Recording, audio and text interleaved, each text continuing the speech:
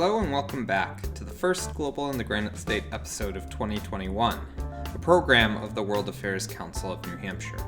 I know that 2020 was a long year for all of us, and I hope that you are all well and looking forward to a new year ahead. My name is Tim Horgan, and I am the Executive Director of the Council, as well as your host for this program. In today's episode, we take a look at two long-simmering conflicts from around the world that have fallen off the radar screen for many. Of course, the COVID-19 pandemic has consumed a lot of focus, rightfully so, but it has not meant that equally important issues have simply disappeared or been resolved. Diving into the issues facing both Ukraine and Venezuela, we hope to provide insights that have been sidelined in larger discussion forums. If you enjoy our conversations here, I would suggest checking out our online virtual programs that cover many different topics. You can find recordings of all programs from last year on our website at www.wacnh.org.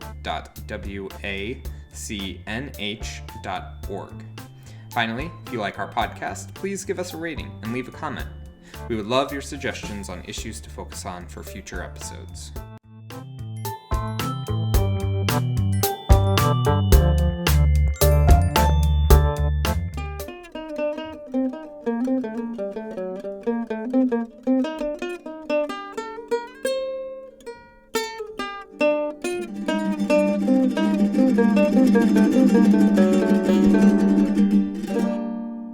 The argument for caring about what's happening in Venezuela can and should be made on the basis of human rights.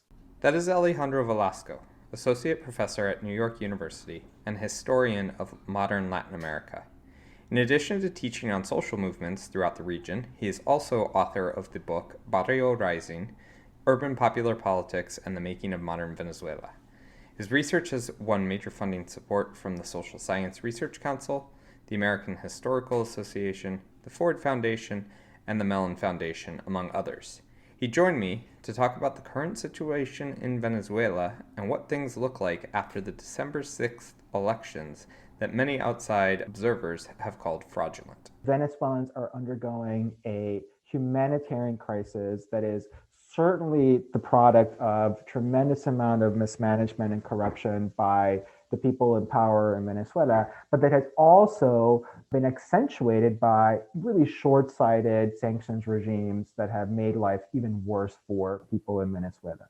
And so there's a basic argument about justice and human rights that in this moment of reclaiming some of that sense of purpose in the world really could be put on the forefront in order for the United States to mark a transition from where it had been over the last 4 years. I wanted to start this conversation off with the importance of this issue, and certainly this is a very strong argument. However, as Alejandro mentions, if one isn't moved by the spirit, there's also more material considerations at stake.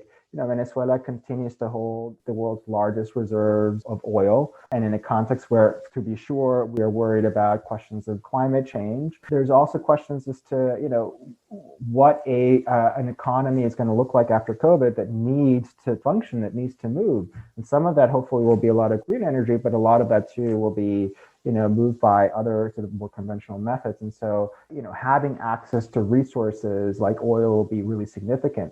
More broadly, though, there's a question here about regional stability. The Venezuelan crisis is not a crisis limited to Venezuela. The Venezuelan crisis is one that has spilled over to not only its neighboring countries, but throughout the region by way of over 5 million migrants who have left over the last 5 to 10 years. And which have taxed and put significant strains on economies that are already quite weak in places like Colombia, in places like Ecuador, in places like Peru, and made weaker by COVID. So attending to the crisis in Venezuela will have these spillover effects that will allow other countries to then attend to their populations in an extremely precarious post-COVID scenario. So in doing that, showing some leadership in the region might also help to burnish some of the lost credibility of the United States in the region. Many of you have heard, I'm sure over the past 6 years, about the decline of the Venezuelan state. More recently, discussions have focused around the efforts of Juan Guaido to oust current President Nicolas Maduro, claiming he is held to power through fraudulent elections. What you may or may not have heard about is the story that gets us from one of the more prosperous countries in Latin America to now one of the more dysfunctional. First, I should say, though, that the framing of the once model country that collapsed into the catastrophe that we know today is both accurate but sometimes incomplete. The fact is that usually when people make that comment, they are pointing to the 1970s and the 1980s when Venezuela seemed to stand out from the wave of military dictatorships and civil wars throughout Latin America.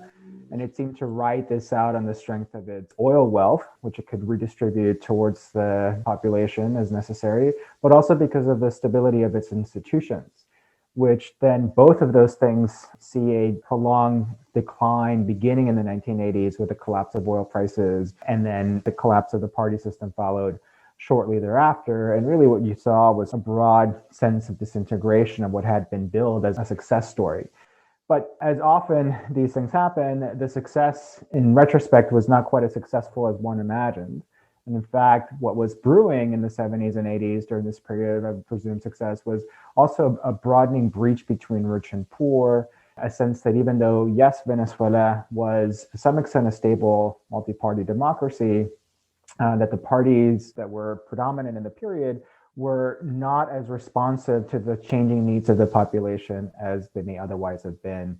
And so the sense of stasis, political kind of stasis, when added to the economic crisis as a result of the decline of oil prices, really shone a different light on what had, again, been seen as a success story.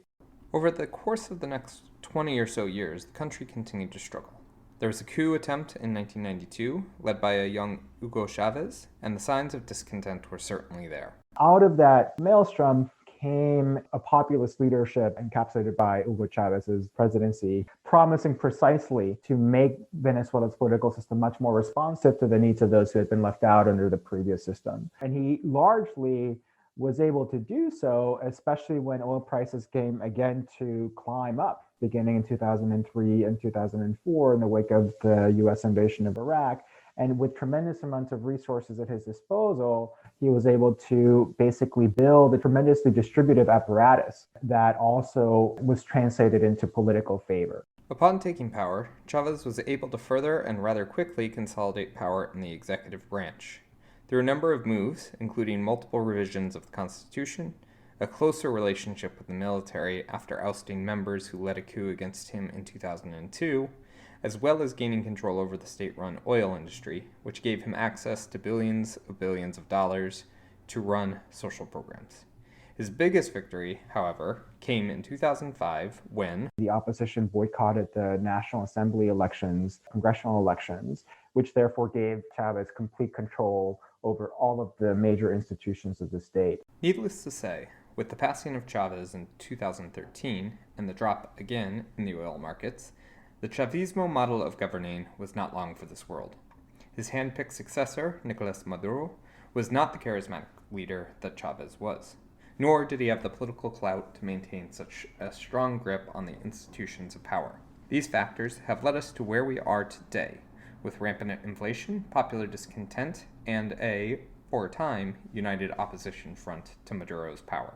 That gave the opposition a much higher profile that they, to some extent were able to ride into winning the National Assembly in 2015, which therefore created this tremendous pressure on the part of Maduro and the people around him to really move in a full authoritarian mode, sideline the National Assembly, invalidate mandates, appoint their own people, threaten to rewrite the Constitution again as a way basically to give him and his people much more power. This newly empowered opposition that had control of the National Assembly tried for the next several years to bring down the Maduro administration and force change. Actions out of the authoritarian playbook followed, mainly taking of political prisoners, repression of protest, citizen surveillance, all of which came to a head in 2018 when Maduro really gave up any pretense of any sort of democratic legitimacy. There was outright stealing of elections, which gave him a fresh new mandate of 6 years in power. On top of that, you had sanctions coming from the Trump administration, which has increasingly seeking to promote regime change and to stranglehold Venezuela's economy, all of which sort of have contrived over the last 2 years to create this really perfect storm of crises that I would basically summarize as the more things change, the more they stay the same. In 2019, many Americans heard the name Juan Guaido for the first time, as he, along with the National Assembly, named himself interim president of Venezuela. Guaido cut his political teeth in 2007 as a leader in student-led protests against the closure of the last private television company in the country. How he became the leader of the National Assembly is an interesting story in and of itself. So Juan Guaido's rise to political prominence was to some extent accidental. Juan Guaido is of popular origins. He comes from a political party called Voluntad Popular, which is led by somebody named Leopoldo López, who is extremely prominent in what we might bill as the more radical sector of the opposition, a sector that since 2002 really has been pushing for a quick ouster of whoever's in power, Chavez or Maduro or whomever. And so he had a tremendously high profile to the point that when Lopez led protests in 2014, he was arrested and placed under house arrest. And really sort of sidelined from the political process. And so Guaido, to some extent, became his protege in Congress. He was elected as a kind of backbencher in this 2015 opposition wave that I mentioned before that won the National Assembly.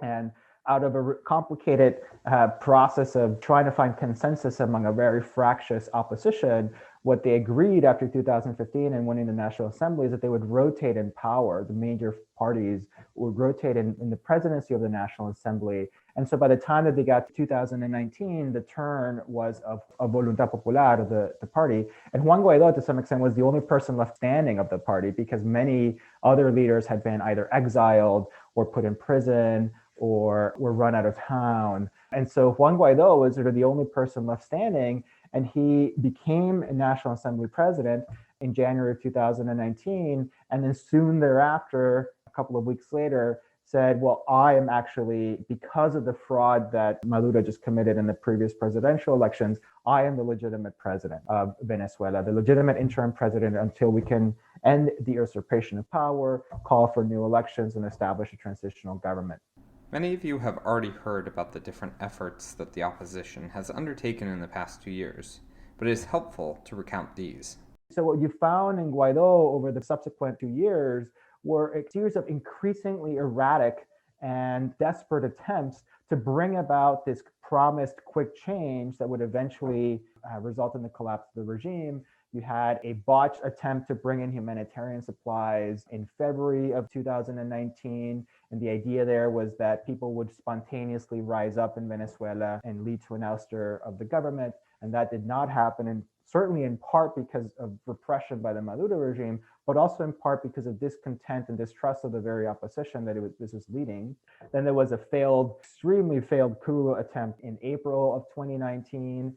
And the idea there was that the military would rise up in support of the opposition, and that did not happen. Then there were failed negotiations that were promoted by Norway, but they were scuttled by the United States, who did not want to hear anything having to do with Maduro or any of his people remaining in any sort of power in any kind of transition. And then the most sort of erratic ones, it came over the last 6 to 7 months. The United States announced this bounty on Maduro and some of his people, upwards of $15 million for their capture. They announced that Venezuela was a narco state, which therefore opened up all sorts of both legal and military avenues for dealing with Venezuela. And then there was this extremely botched invasion attempt by a mercenary group, which had been contracted allegedly by sectors of the opposition, including Guaido, again, in order to sort of spark this sense that all that's required for Maduro to fall is a little push. This gets us to where things stand today. On December 6th, the Venezuelan government hosted elections for the National Assembly. However, the opposition, for the most part, boycotted the election, claiming it was fraudulent. Many Latin American and other Western governments agreed, stating that the conditions for a free and fair election had not been met. Of course, this led to a huge majority of Maduro's supporters being elected to the National Assembly, set to take their seats in January. One would think this would help to coalesce the opposition. However, right now, Guaido in particular, but more broadly, the opposition really finds itself in an extremely delicate place where what you have are basically two primary opposition camps. There's one whose center of power is in the expatriate community worldwide, certainly in the United States, but also in places like Colombia, in places like Spain. And their primary agenda is to continue the sanctions, continue pressure on the Maduro regime until there is some sort of organic break from within Venezuela. And then there is an opposition that is inside Venezuela, that is domestic.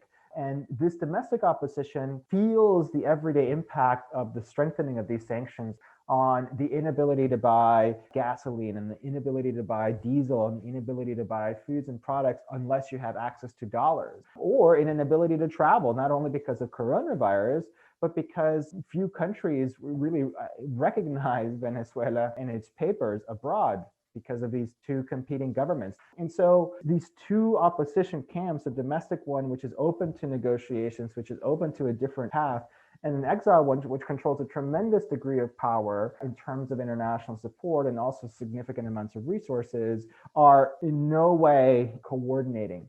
So where do we go from here? Does Guaido lose his legitimacy by having not been reelected as Speaker of the National Assembly?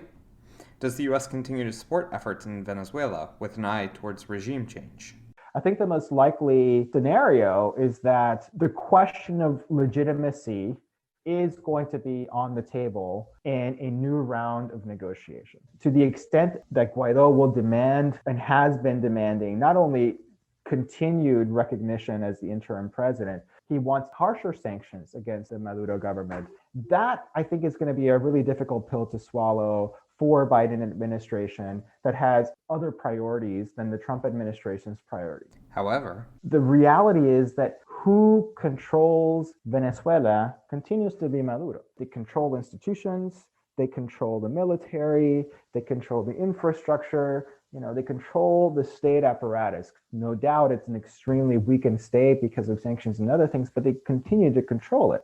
And as a result, that gives them a de facto, not democratic legitimacy, but a ruling legitimacy that has to be contended with. And the strategy over the past certainly 2 years and during the Trump administration of pretending that that's not the case has only led to sort of fictitious and illusory approaches towards politics than in fact should be the case. So he controls that. But of course, it's also true that Guaido and the opposition abroad also control significant amounts of resources.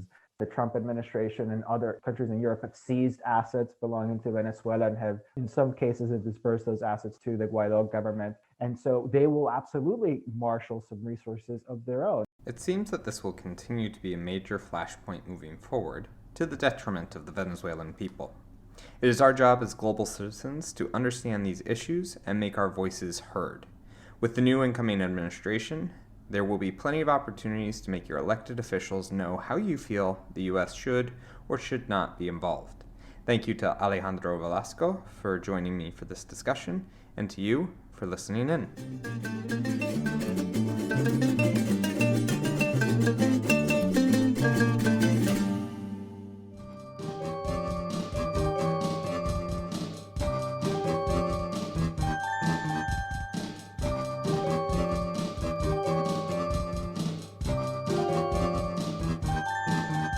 Ukraine is one of the largest and potentially wealthy countries on the border of Europe. It's not part of the EU, obviously, and not about to join the EU anytime soon.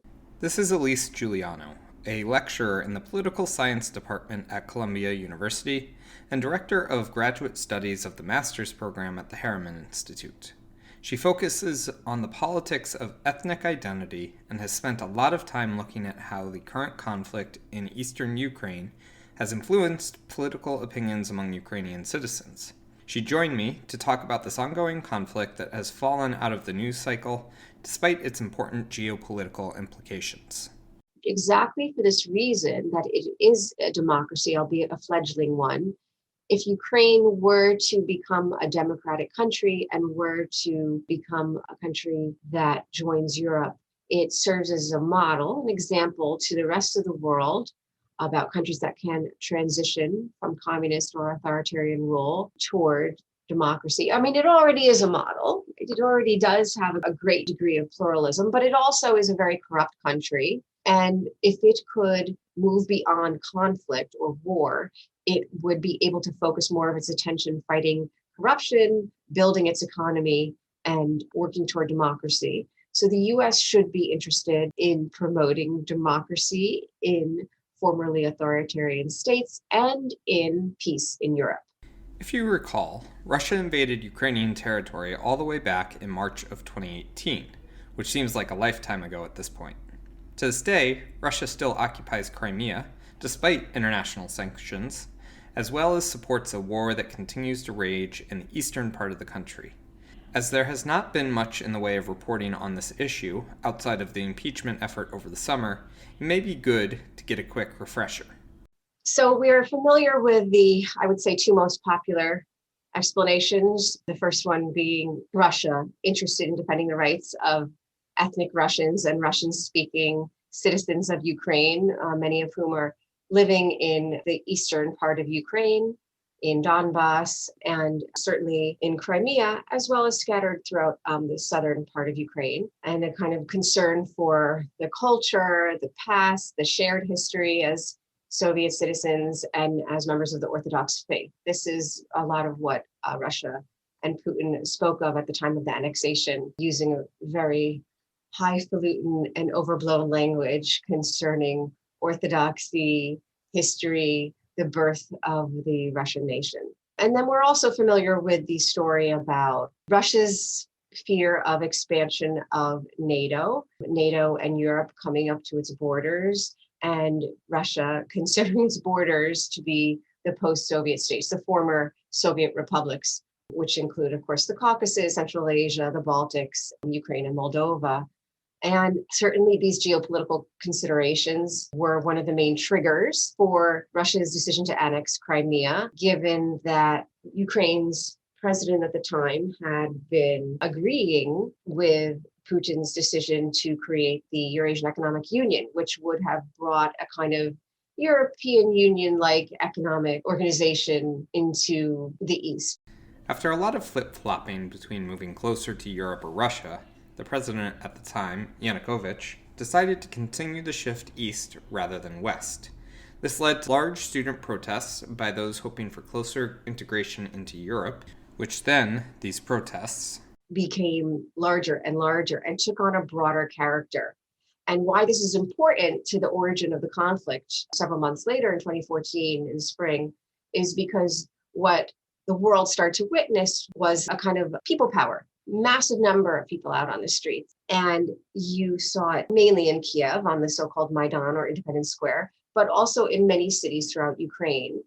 And what the protesters wanted morphed, actually, surveys show, morphed in some ways from being about joining Europe to being an anti-Yanukovych, anti-authoritarianism, anti-corruption.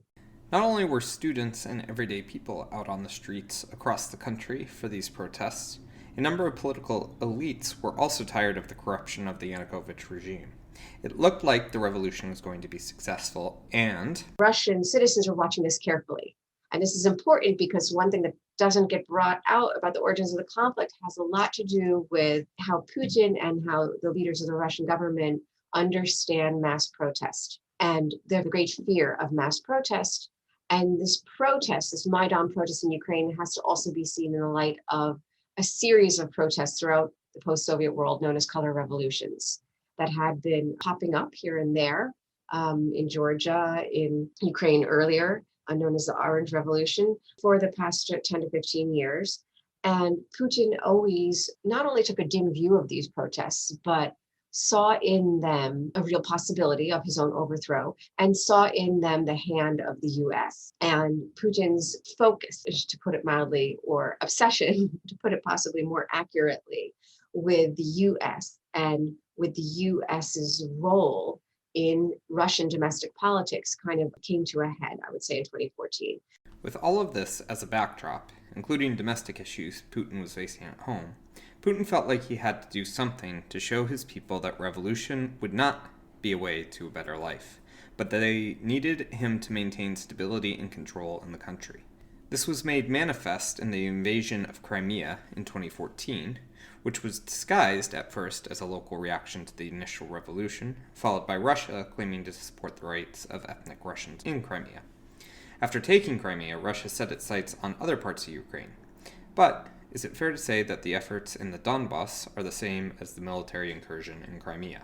So one important point about the conflict, or there's always a debate, is this conflict just a Russian invasion of East Ukraine, or is it a civil war? Meaning, is there some domestic support for the war in Donbass? And it's a little bit complicated, unfortunately, but it is not accurate to say that Russia decided to repeat the annexation of Crimea, which was just blatant land grab, right? Blatant annexation a la 19th century Europe. It's not the case that Russia said, okay, let's now repeat that in other eastern cities in Donbass, i.e. in Donetsk and Luhansk. There was an indigenous political movement, would be an exaggeration, but there are political actors in Ukraine who favored joining up with Russia. There were also a larger number of Ukrainian citizens there who favored increased autonomy from Kiev, who disagreed with Maidan, who disagreed with the overthrow of Yanukovych, not necessarily because they favored Yanukovych as a leader, but because they were nervous about the new post-Maidan government that had come to power in Ukraine at the beginning of 2014. And so there were people in many cities in eastern Ukraine, not just in Donetsk and Luhansk, who did favor increased autonomy. Some of them favored secession. There was a range. But what happens is that the kind of subtlety of political opinions and opposition and the various kinds of outcomes it could have led to became agglomerated into what looked like separatism as a result of the early use of force, unfortunately. So when you go back to look at what was happening among those Ukrainians who declared the existence of a People's Republic, the Donetsk People's Republic, the DNR, and the Luhansk People's Republic, the LNR, you see that there's even a lot of confusion among the 20 or so leaders who stormed the Ukrainian government buildings. Russia took advantage of this chaotic moment. And through a mixture of disinformation, some funding, some very engaged Russian citizens who did strongly believe in a kind of civilizational alliance among ethnic Russians and Russian speakers and Orthodox who went to the region and became involved, Russia took advantage and sent increasing amount of money and then eventually sent members of the Russian military. After initial battles, the sides came together to sign the Minsk I agreements, which were to put an end to the fighting. The ceasefire did not hold, and battles resumed the next year. Another agreement, Minsk II, took effect in late 2015 and is still in place today. However, ceasefire after ceasefire failed, and a smoldering conflict continued for the next 5 years. Over 13,000 people died in this time frame, but the world looked to other priorities and lost focus on the issue. Now, we will jump ahead a few years to the point where the president of Ukraine, who was elected at the beginning of the conflict, Poroshenko, was voted out of office. And the new president, Volodymyr Zelensky, was elected in spring of 2019.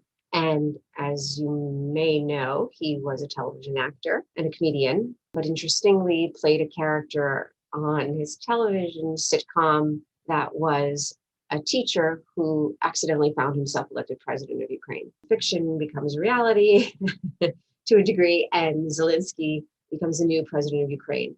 One of the key campaign slogans that he ran on was that he would end the war. So what has he done since then, and where do things stand today? He did enter office with a huge amount of popularity. He won in a landslide, which is first time Ukrainian population has been so in favor of a political candidate. And then he created a political party named Servant of the People, and they won in a landslide. So he kind of was in a very attractive place for a politician to be, having a majority in the Ukrainian parliament, the Rada. And he has attempted to implement the Minsk II agreements, which had been basically frozen due to the disagreement or the, you could say, even incommensurate stipulations of the agreement between Russia and Ukraine.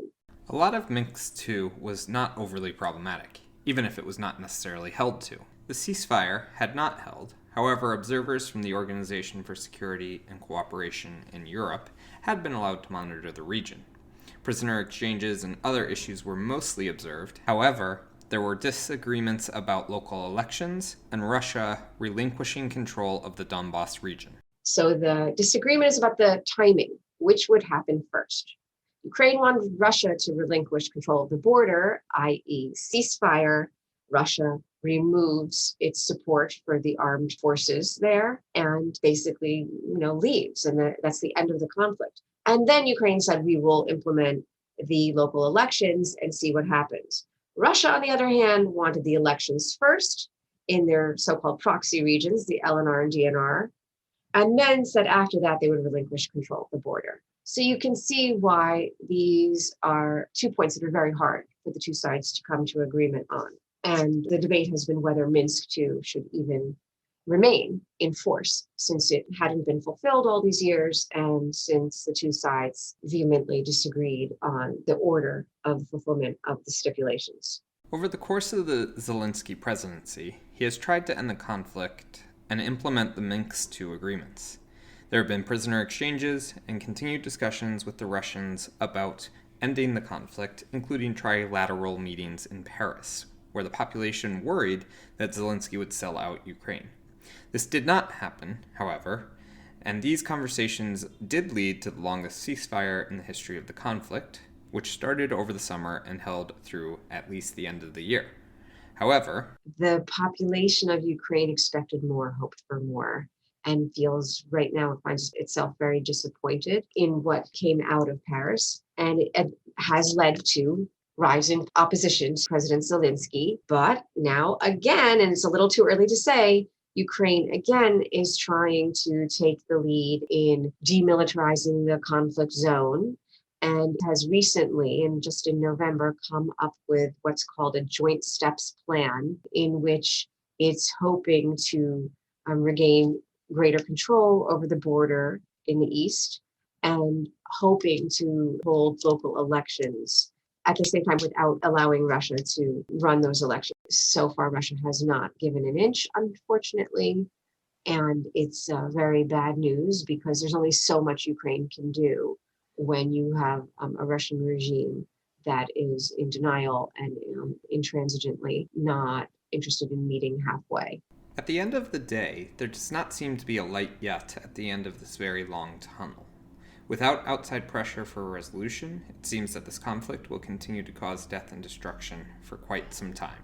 It's just a very tragic situation, and there was a lot of soul searching on the part of Europe and the US after the last time that Europe and the US found itself unaware or disinterested initially in war in Europe, i.e. war in Bosnia.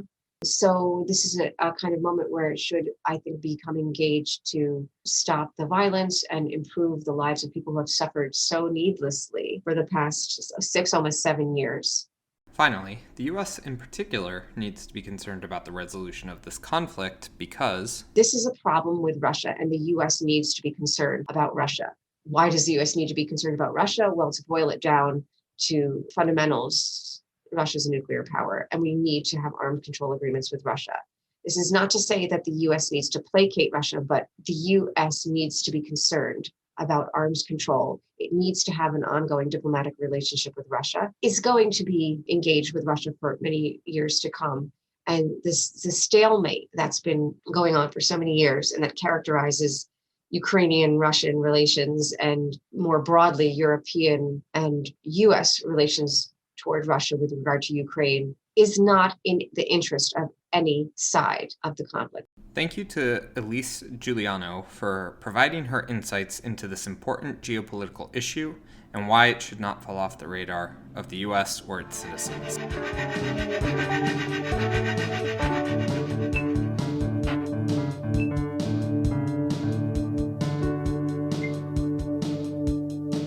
Thank you again for taking the time to listen to the Global in the Granite State podcast, a program of the World Affairs Council of New Hampshire.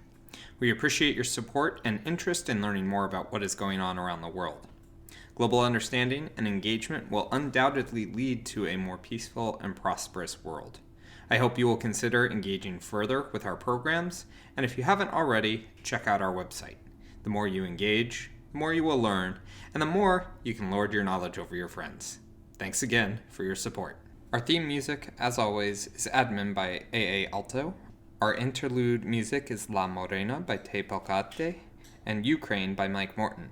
Tim Horgan is our host, interviewer, audio technician, and producer.